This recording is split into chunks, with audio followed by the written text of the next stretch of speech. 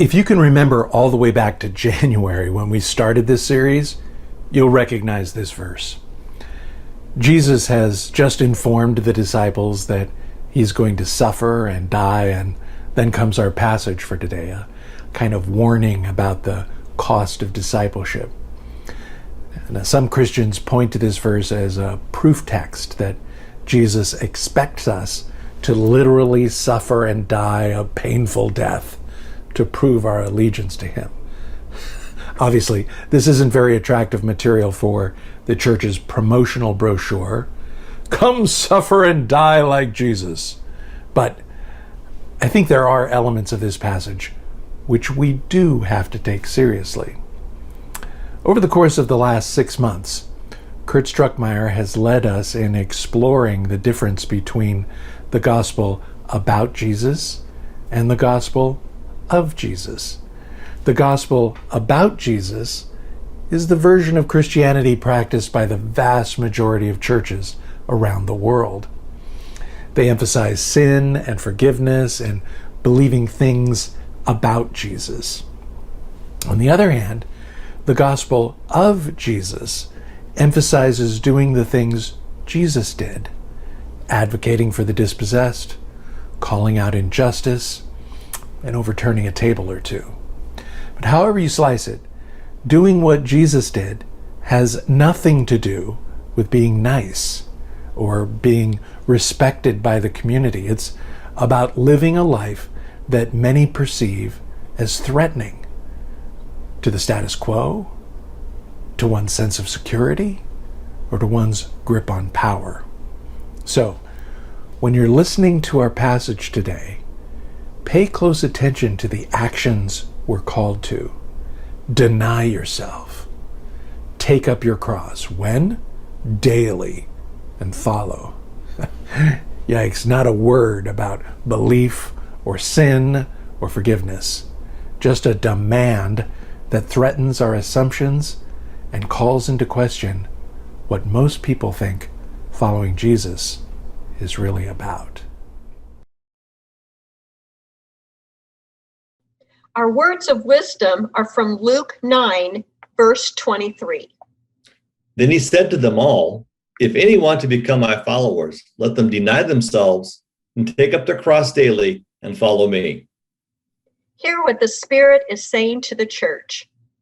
Thanks be to God.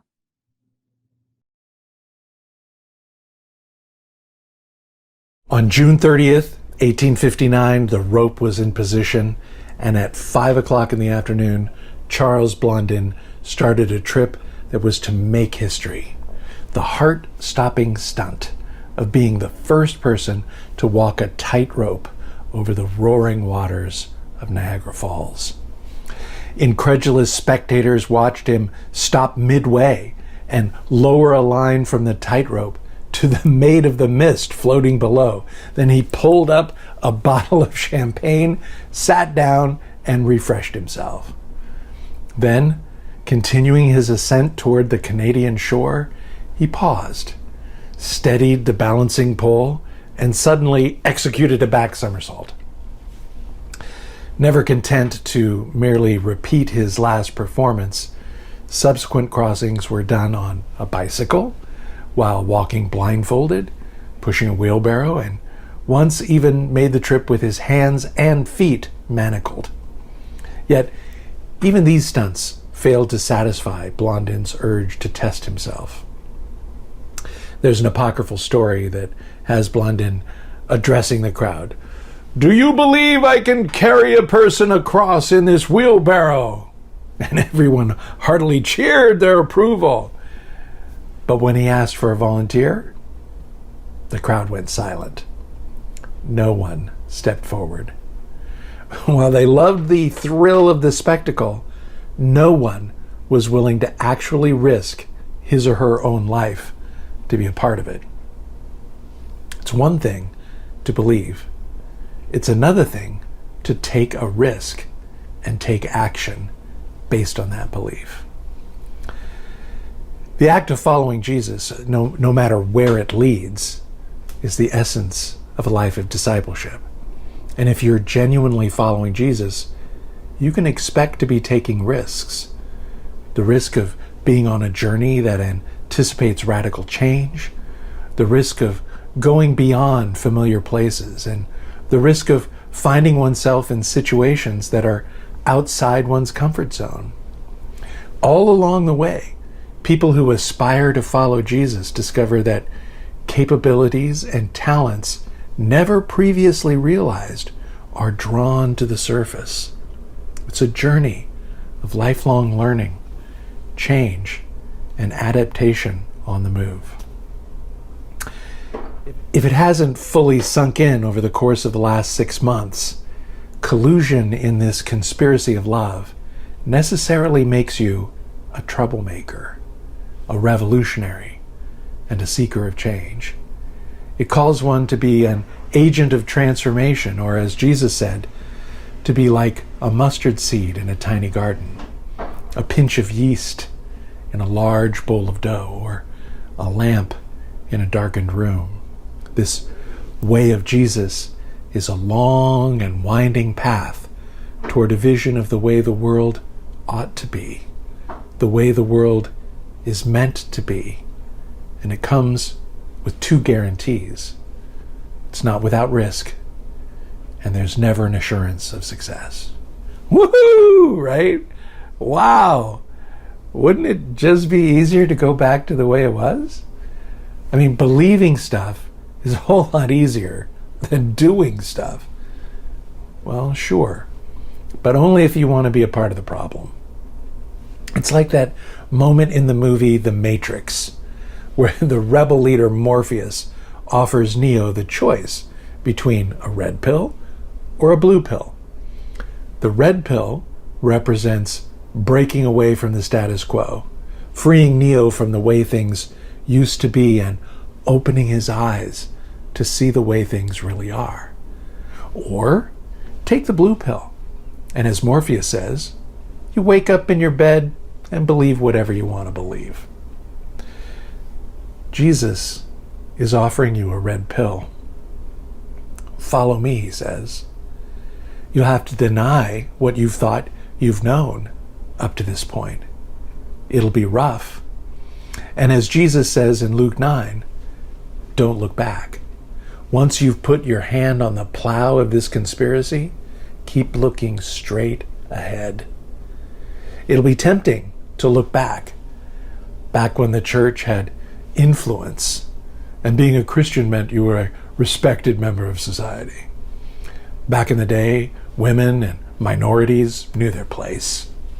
There was no such thing as gays, and you could live your whole life without meeting a Muslim, let alone having one move in next door.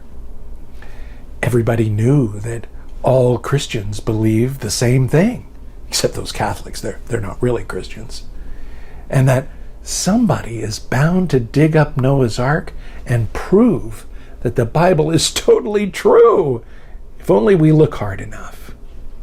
If that's what you're looking for, it's the blue pill for you.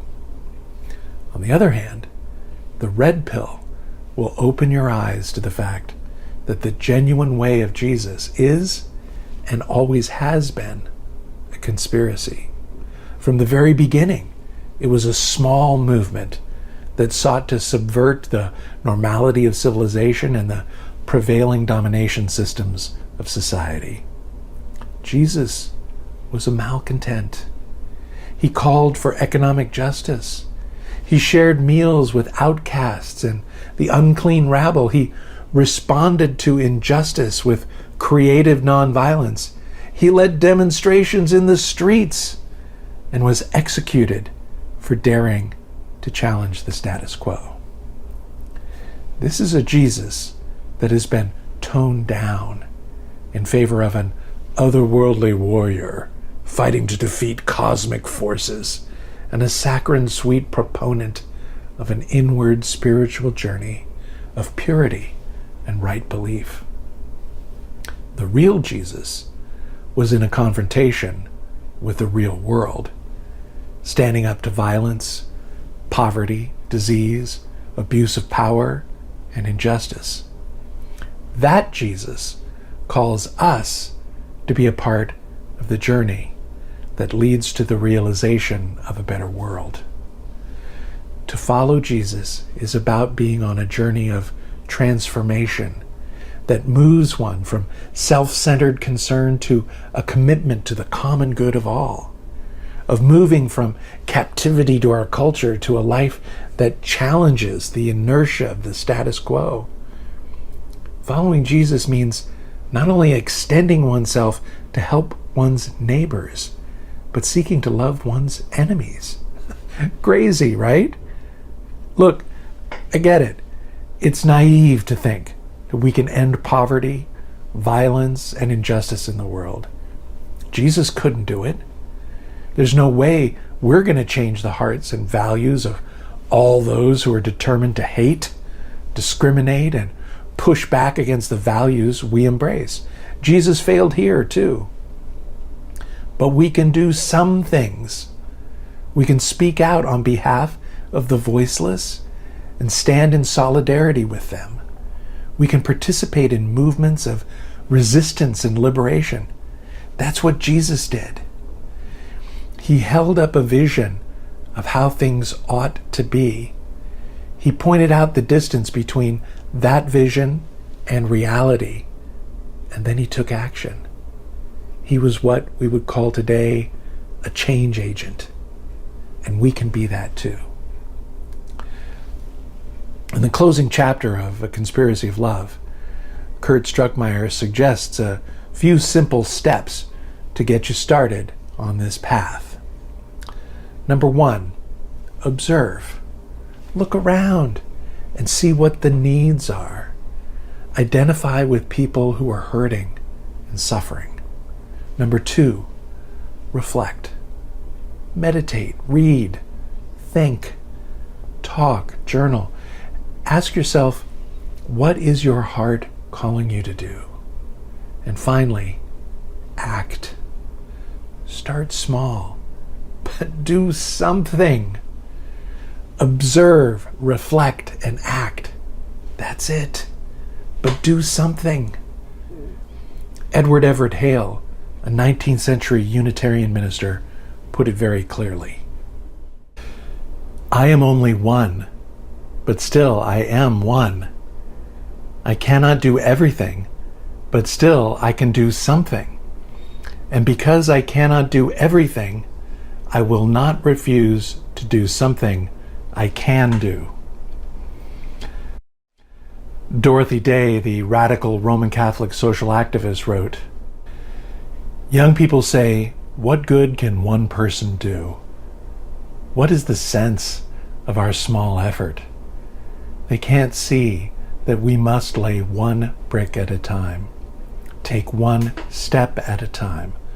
We can be responsible only for the action of the present moment, but we can beg for an increase of love in our hearts that will vitalize and transform all our individual actions, and know that God will take them and multiply them as Jesus multiplied the loaves and fishes. One brick at a time, one step at a time, one something at a time. That's what being a part of Jesus' conspiracy of love is all about. Taking a risk to answer the call to live out the gospel of Jesus, instead of just settling for the gospel about Jesus. I get it, it's risky. It requires a certain boldness that some of you might not feel is right for you. But, as Mike Yaconelli used to say, boldness doesn't mean rude, obnoxious, loud, or disrespectful. Being bold is being firm, sure, confident, fearless, daring, strong, resilient, and not easily intimidated. It means you're willing to go where you've never been, willing to try what you've never tried, and willing to trust what you've never trusted. Boldness is quiet, not noisy. You can do this. We've been talking about it for months. So don't let it be something we've just talked about. Observe, reflect, and act. Following Jesus, really following Jesus, is a choice. It takes risk. You may have to be bold. And as Yak used to say, boldness isn't something you're born with. You either choose it or you don't. Red pill or blue pill? Risk or comfort? Bold or timid? Do you climb into Blondin's wheelbarrow or not? Jesus said, "If any want to become my followers, let them deny themselves and take up their cross daily and follow me." You either choose it or you don't. Once upon a time, a chickadee was sitting on a branch chatting with a dove. There was a winter chill in the air, and it looked like snow was not far off. After a lull in the conversation, the chickadee asked the dove, "Tell me, do you know the weight of a snowflake?" The dove considered it for a moment and answered, "Nothing more than nothing."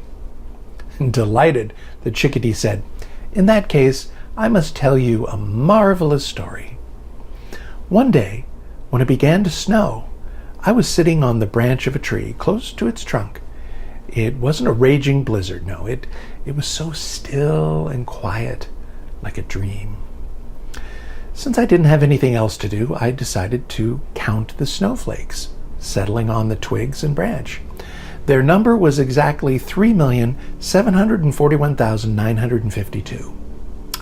Then, when the very next snowflake dropped onto the branch, nothing more than nothing, as you say, the branch broke off." That said, the chickadee flew away. The dove, since Noah's time and authority on matters of peace, thought to herself, 3,741,952 nothings. Perhaps all that's needed for peace to break out in the world is the weight of one more person's voice. You may think your participation in the conspiracy is too small or insignificant to make any difference, but at the right time, and with the accumulated efforts of all that has come before, there's no telling what a difference you can make. Be bold. Take a risk. Jesus is calling you to follow. Be well.